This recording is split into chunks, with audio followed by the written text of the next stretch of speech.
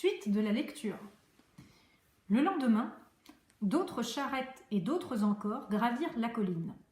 Il y aurait pu y avoir quelques murmures sur le commerce local, mais la même semaine commencèrent à se déverser de cul-de-sac des commandes de toutes les sortes, de fournitures, de denrées, de friandises, que l'on pouvait se procurer à Hobitbourg, à l'Ezo ou en tout autre endroit du voisinage.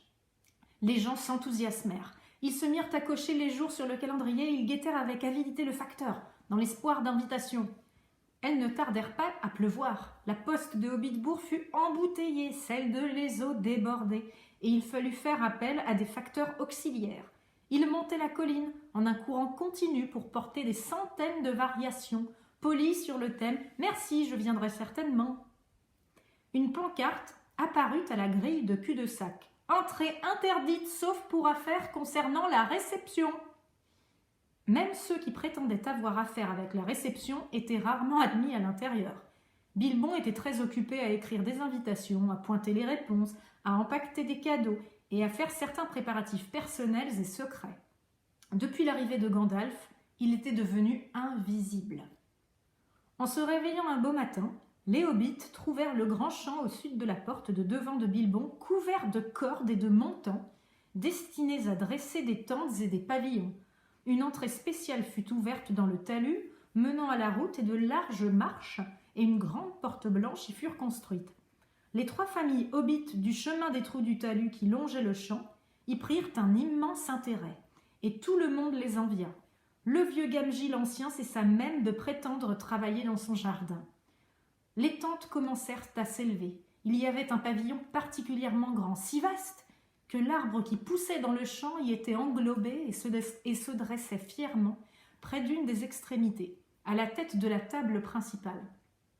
Des lanternes furent suspendues à toutes ses branches, qui était plus prometteur encore, dans l'espoir d'un hobbit, une énorme cuisine en plein air fut érigée au coin nord du champ. Un contingent de cuisiniers vint de toutes les auberges et de tous les restaurants à des milles à la ronde, compléter l'équipe des nains et autres curieuses gens cantonnés à cul-de-sac. L'excitation fut à son comble. Puis, le temps se couvrit. C'était le mercredi, veille de la réception.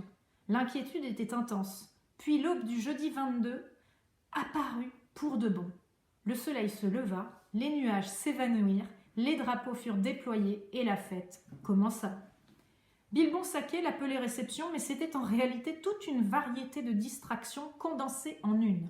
Pratiquement tout le voisinage était invité. Très peu de gens furent oubliés par accident. Mais comme ils vinrent tout de même, l'oubli fut sans importance. De nombreuses personnes d'autres régions de la comté avaient aussi été conviées. Il y en eut même au-delà des frontières. Bilbon reçut des invités, des personnes à la nouvelle porte blanche. Il distribua des cadeaux à tous et au-delà. Cet au-delà représentant ceux qui ressortaient par derrière et revenaient par la porte. Les hobbits font des cadeaux à autrui à l'occasion de leur propre anniversaire.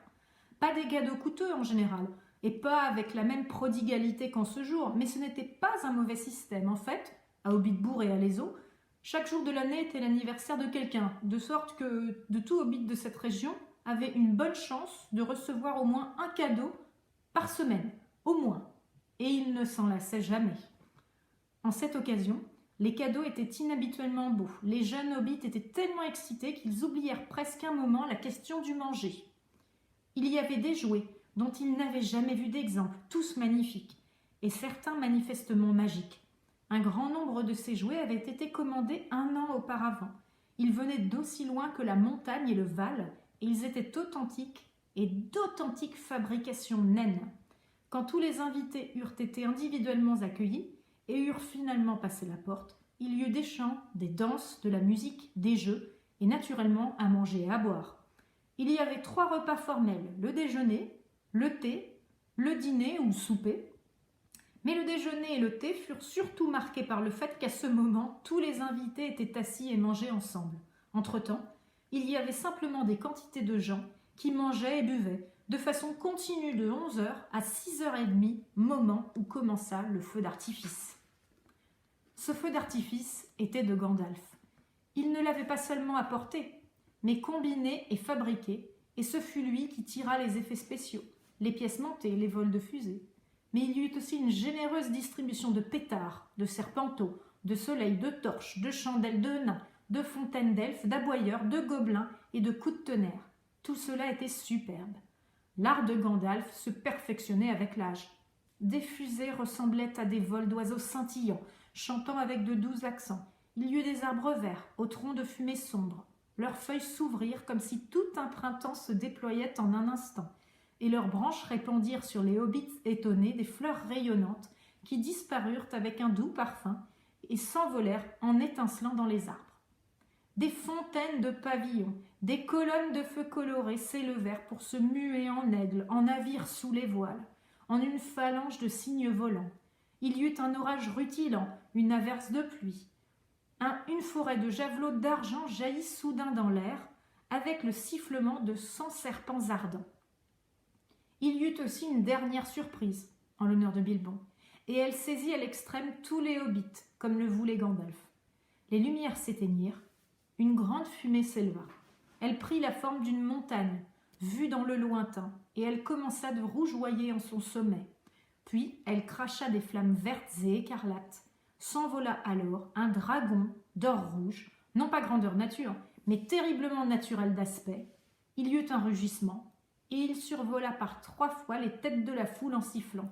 Tous se jetèrent face contre terre. Le dragon passa comme un express, se retourna en un soubresaut et éclata au-dessus de l'Eso en une explosion assourdissante.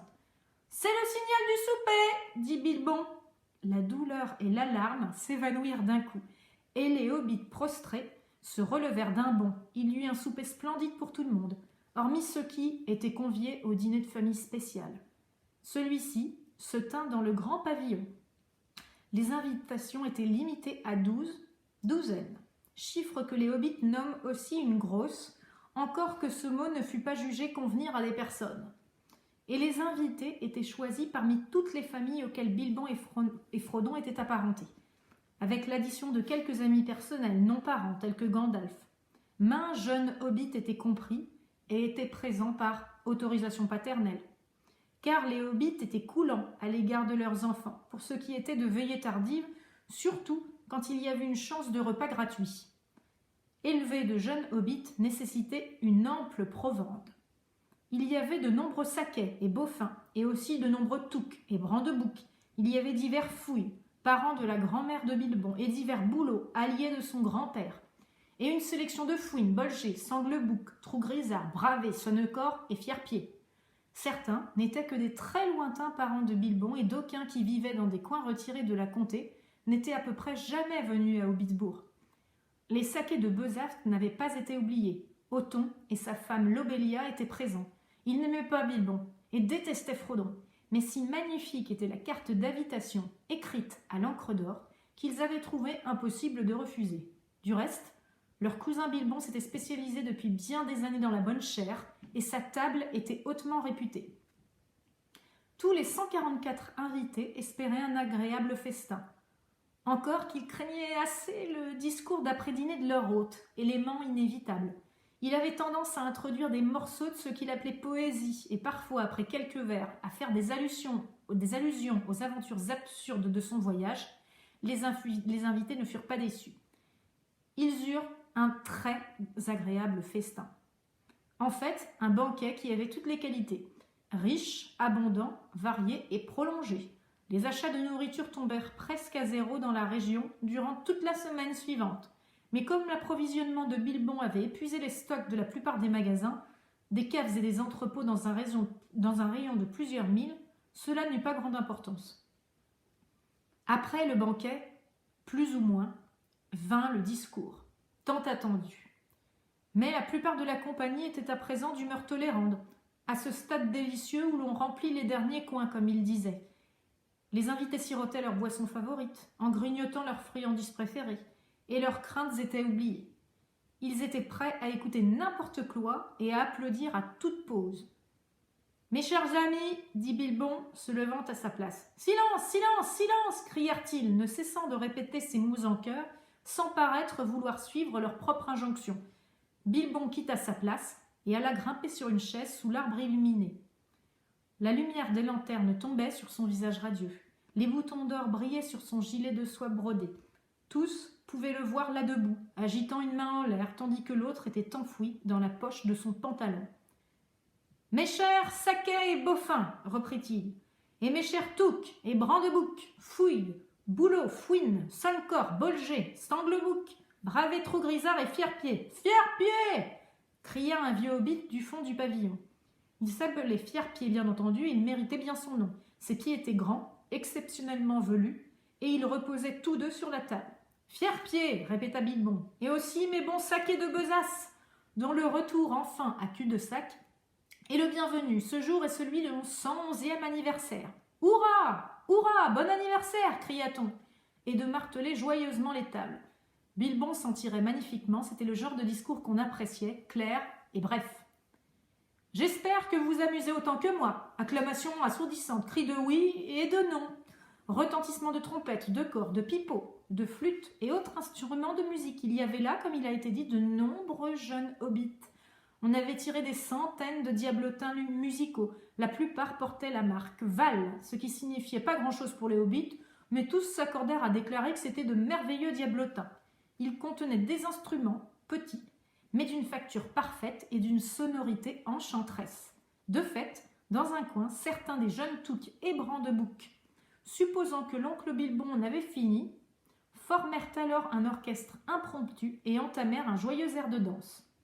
Le jeune monsieur Évrard Touque et mademoiselle Mélilo Brandebouc grimpèrent sur une table et, clochette à la main, se mirent à danser une jolie danse, mais assez vigoureuse. Mais Bilbon n'avait toutefois pas terminé. Saisissant le corps d'un garçon qui se trouvait près de lui, il donna 3 puissants cornements. Le brouhaha s'apaisa. « Je ne serai pas long !» cria-t-il, acclamation de toute l'assemblée. « Je vous ai tous rassemblés pour une centaine de raisons. Pour 3 raisons, en vérité. Tout d'abord, pour vous dire que je vous aime tous intensément et que 111 ans semblent un temps trop court à vivre parmi de si excellents et si admirables hobbits.